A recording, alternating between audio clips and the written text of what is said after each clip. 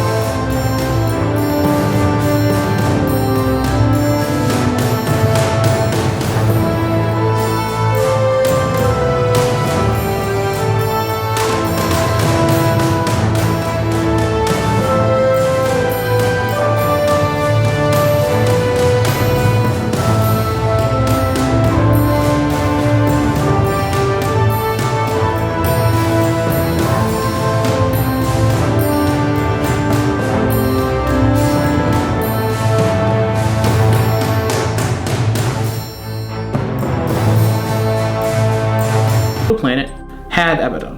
Grand Moff Jar Jar Binks' shuttle docks on a Super Star Destroyer. His name is, it's a tongue twister.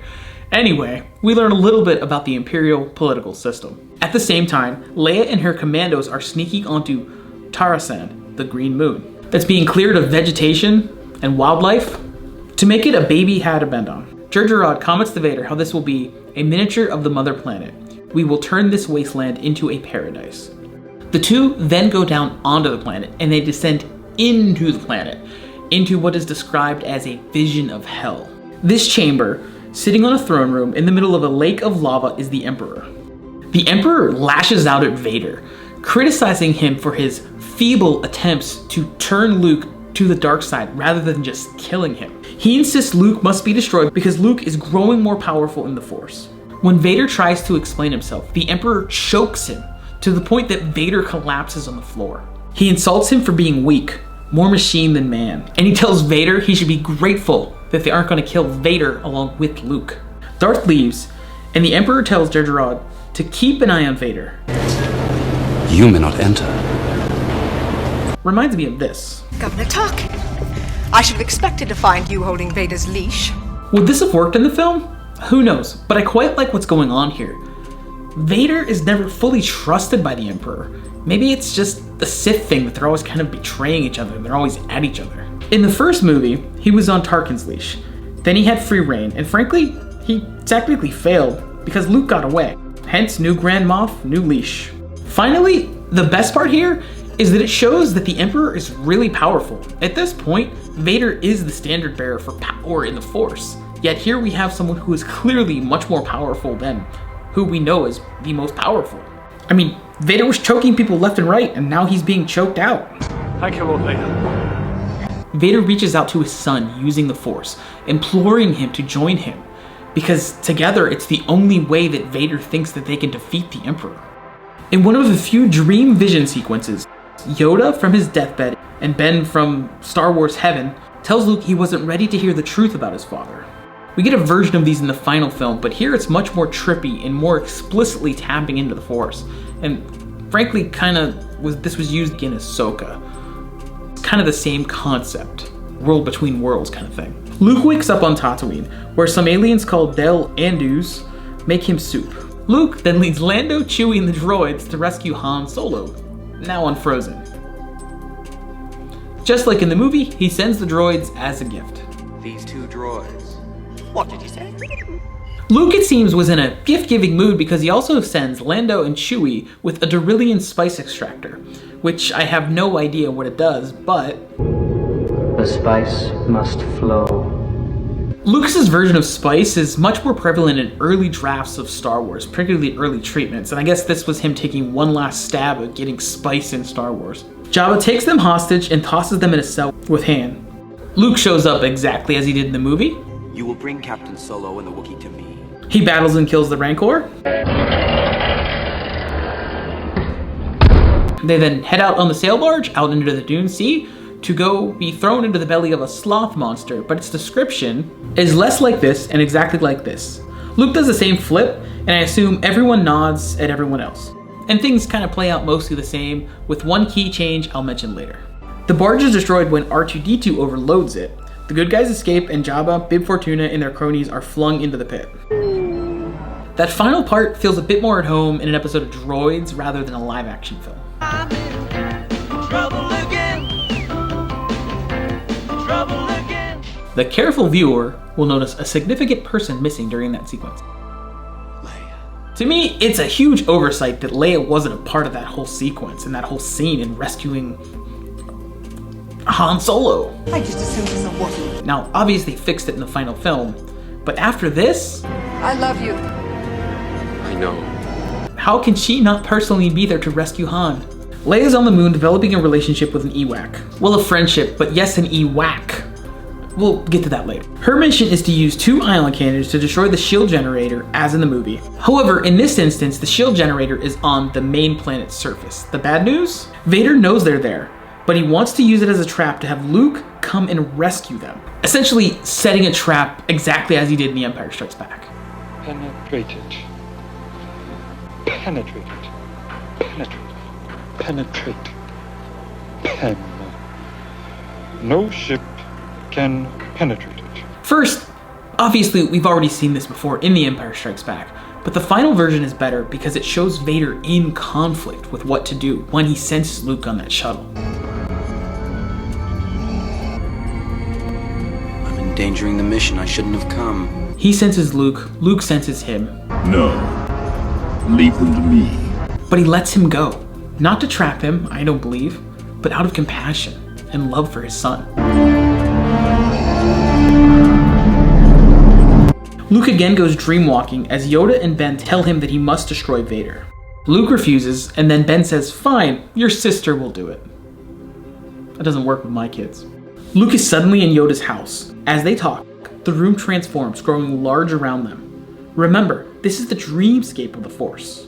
Yoda says she is untrained but strong in the Force, and that she was taken by her mother to Alderaan, not by Detective Bobby Simone. And so it is. This is a bit outside the parameters of this video, but it bothered me so much when Padme dies in Revenge of the Sith. It would have been much more impactful if she's carted off with her daughter, but clearly an utterly broken shell of herself who would later pass. I'll go with you. In part because it makes this moment, which is so beautiful and powerful, less powerful, less beautiful, and kind of illogical. She was very beautiful, kind, but sad. With Yoda's super subtle hint that it was Alderaan, Luke figures out that it was Leia. In Empire, there's a line tossed out when Ben says, That boy is our last hope.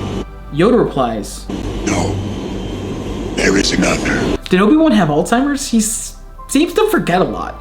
This line serves 2 purposes. One immediate, it puts Luke into direct peril during his battle with Vader. He could die if somewhere out there's someone else who is capable of doing what he's doing. He's replaceable. That's the immediate effect. But it also has a long-term one in potentially setting up sequels. Lucas famously said he wanted to make as many as 12 movies, with 9 of them being part of the mainline story. and others like maybe a movie with just Wookiees.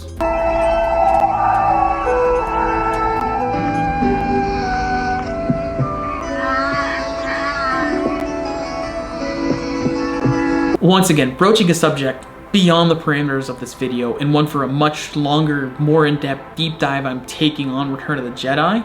But Leia wasn't originally going to be the sister. The sister was actually going to be out there to be found somewhere in space in the sequel trilogy. For more on all that, subscribe to the channel because, as I said, a much more comprehensive video is being written right now. Anyway, once again, thanks to Yoda's very specific clue, Luke figures it out. I like that in the final film, Luke figures it out on his own. It also shows us that he's powerful enough to have that insight, and it puts him in danger because if he's that powerful, he could then turn as his father did. On Sice, specifically the mound-shaped city of Sice-Mon, the rebels plan their assault on the Death Stars. On the moon, Leia escapes Imperial scouts on rocket bikes. She gets away, but crashes and is caught in a net. Meanwhile, Luke finally builds his lightsaber.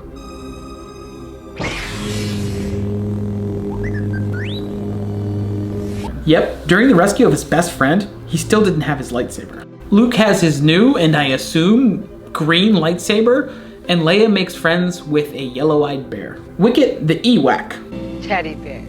Which, had George Lucas used that original name, they'd get even more hate. I unironically love Ewoks, but I can totally see why culturally and fans abroad dislike them. I could see how you could think that they are whack. After they battle some Imperial scouts, he takes her to his cavern village and introduces her to the tribe. Meanwhile, Han pilots the Falcon, exiting hyperspace dangerously close to the planet. I assume he does this to avoid detection because maybe it's easier than using a password. It's an older code, sir, but it checks out. On the moon, they encounter Imperial scouts. Luke draws off the walkers and they get caught in an Ewok net, which two groups of human characters getting caught in nets by primitive teddy bears seems like a bit much. It's whack. I added that part that wasn't in the script. The Ewoks worship Goldenrod and everyone is finally reunited at the Ewok village. All else aside, the biggest problem for me in this outline is that fact. That's the first time these characters are reunited. They spend the entire movie apart. And frankly, that was the biggest problem with the sequel trilogy. We did not get one scene, not one scene, with those three core characters together. Ghost Ben convinces Luke to confront Vader. So, like in the movie, he hands himself over to the Imperial forces. He was armed only with this. Vader finally cuts off his own leash, force choking Jar Jar. The ending is kind of the same from here on out. Lando leads the fleet, but against two Death Stars. Han, Leia, and Chewie fight the Imperials, overtaking their bunker as they aim the ion cannons at the planet's surface and the shield generator. And Luke battles Vader in the Emperor's throne room. Hopping rock to rock on the lava lake, Luke wins the duel and cuts off Vader's hand, just like in the final film. Only in this instance, it burns in the lava. And like the final version, he refuses to kill his father. Vader likewise refuses to kill his son. The Emperor has just had it with these Skywalkers and lightning bolts Luke.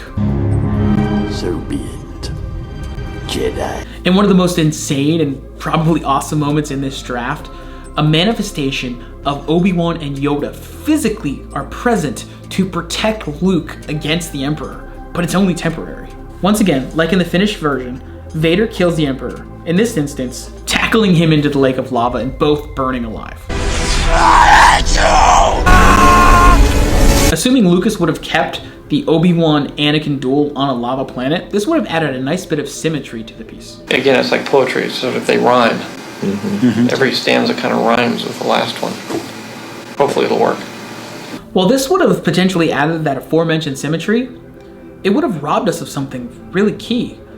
The direct physical resolution between a father and a son. Or did it? Is this foreshadowing?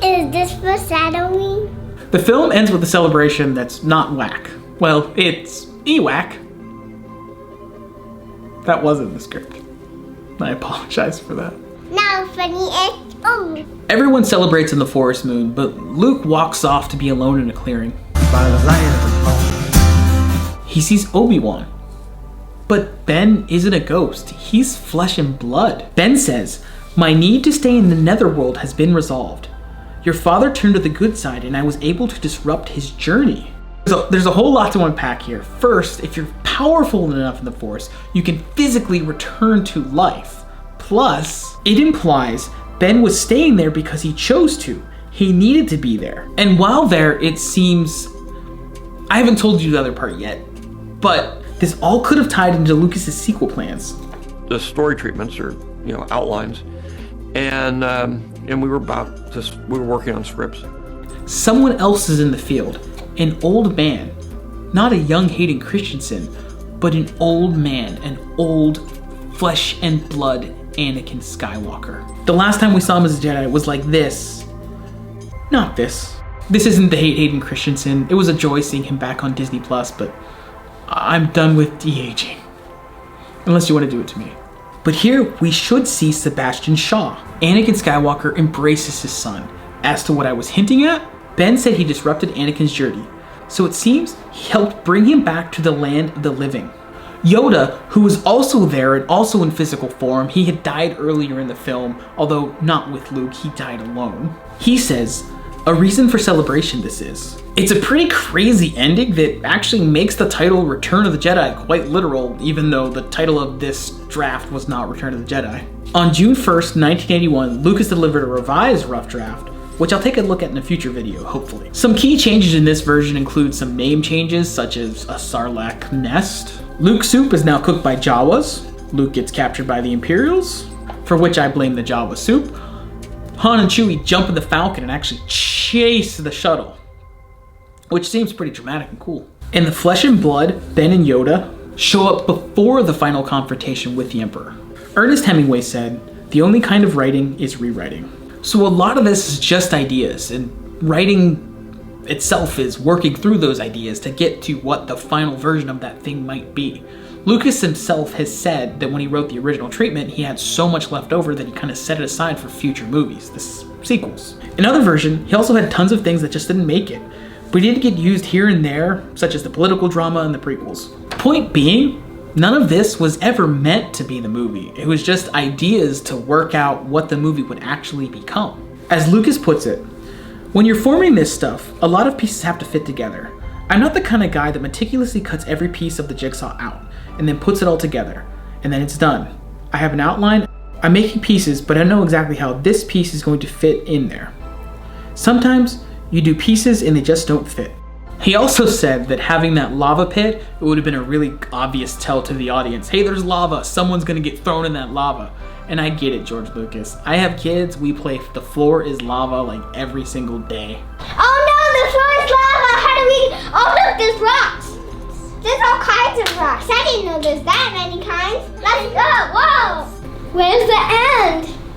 Where's the end? Beginning on July 18th, 1981, Lucas, director Richard Marquand, producer Howard Kazanjian, and writer Lawrence Kasdan met for 5 days of story conferencing, but that's the story for another video.